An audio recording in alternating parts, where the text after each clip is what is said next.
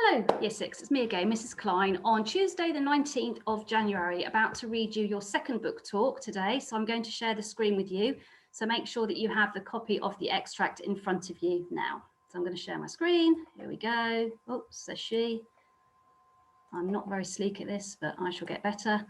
And I'm going to start with looking at the questions first, because we're going to be looking at an extract, a narrative extract today. So not non-fiction like yesterday, but I still would like to read the questions out loud to you first. So hopefully you've got those questions in front of you. Okay, question 1. Select 3 interesting verbs the author has used to show the action in this extract. So we're looking at verbs to show action.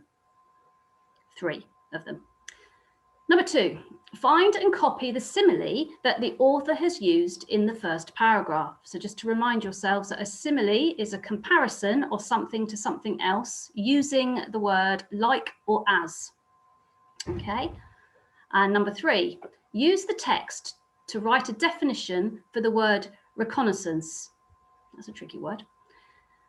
Number 4, find and copy a sentence where you think the author has built tension. Okay, so you've got to find and copy a sentence. You've got to make sure your spellings are spot on. Give reasons for your choice. Do not forget that second part of the question. So not only do you have to find and copy a sentence where the author has built tension, but give reasons why you've chosen that. Okay, let's read the text together now. So I'm going to scroll up. Okay, so today we're looking at an abridged extract, so a shortened extract from Our Castle by the Sea by Lucy Strange. Okay, here we go. Then I heard the engines. A weird thing happens to me when I'm frightened. I freeze like a startled rabbit. My whole body stiffens and I can't move at all. People use the word petrified to describe feeling afraid, but it really means much more than that. It means being so terrified that you cannot move a muscle. It means I turned to stone. I lay there rigid, breathing very quickly, while the noise of the aeroplane came closer and closer.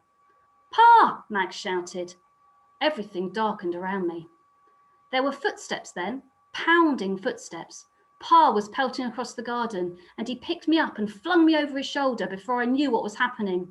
He ran back to the cottage with Mags at his side, and I went bump, bump, bump, dangling upside down and watching the jolting colours of the sky behind us. The engines buzzed louder and louder in the sky above, until it felt as if the whole world were burning with noise. My apologies, burning with noise.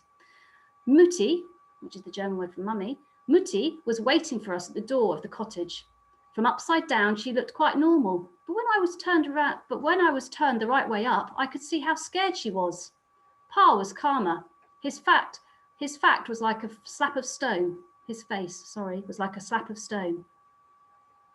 It's the first, he said. It's the first, and it probably won't be the last. Reconnaissance, I expect, he said. That meant they were enemy planes coming over to gather information. Okay, I'm sorry about those little mistakes I made. Just shows you that when you read, recognizing when you make mistakes, it doesn't quite sound right or make sense. It's always good to go back and correct it. And it's fine to make mistakes when you're a reader. Just go back and always think about what you're reading and does it make sense? And if not, go back and check that word again. So we've got the word his fact. It's meant to be face. And there was another one, wasn't there, that I misread. But anyway, hopefully we've got that sense of that text, and we're going to go back to the questions and think about what they were again. So 3 interesting verbs to show action. Find and copy a simile that the author has used in the first paragraph. So we only need to go to the first paragraph and look at a simile. Remember, like or as. And use the text to write a definition for the word reconnaissance. I find that word very tricky to say.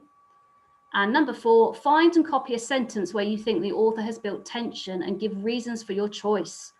Okay, so just to scroll down, you can see here there's some example answers. Now, these are really good answers, correct answers for those questions, but we don't really want you just to copy them. But if you really want to, you can have a look at what we would like you to look at is the structure of how we answer the questions. So you can see that we're actually using, for example, for question 2, the answer, but putting it into a sentence by using the question stem. So find and copy the simile that the author has used in the first paragraph. Like a startled rabbit, is the simile the author has used in the first paragraph. So we're using those words and this question stems to formulate to help us write accurately, technically accurate answers in our writing. Okay, so I think that's it, everyone. I hope you have a very successful book talk. Sorry you went there, but I shall see you tomorrow. Bye.